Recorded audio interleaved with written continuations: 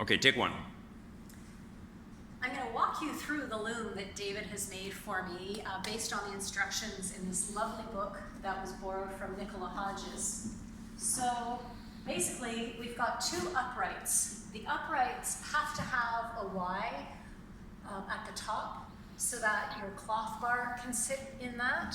And then it's also got drill holes about every 8 inches along here that your pegs can fit into. And the most crucial peg is this, which is going to be the heddle bar.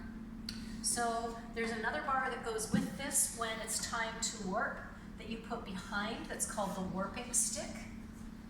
Let's look at the cloth bar for a moment. This is another really important bar to be aware of how it works. So there's holes that are drilled along here in this shape that's been carved in. I've seen some people do this just by putting a broom handle on here attached to another stick.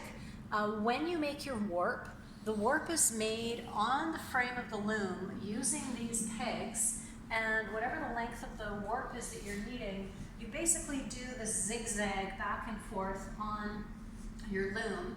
You have your cross point happen down around in here, and you tie that off, you cut the other end of your warp, and when it comes up to join on here, you use these little pegs to hold it in place while you stitch that warp on through these holes so that your warp is spaced out as you need it, nicely spaced, and then also attached, because what's going to happen is as you're weaving, this bar gets rotated and turned, it sits loose in these Y forms, and these pins are what stop the bar from rolling on the wall. So it does need to rest against a wall or a glass window.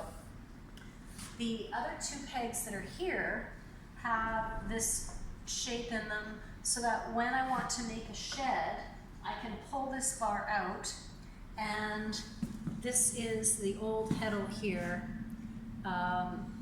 or the lines that were attached to make my shed on my warp threads from the last loom. So the resting point is here, and I just pull it up and into place like that as I need to. So the whole thing is really, really portable and adaptable.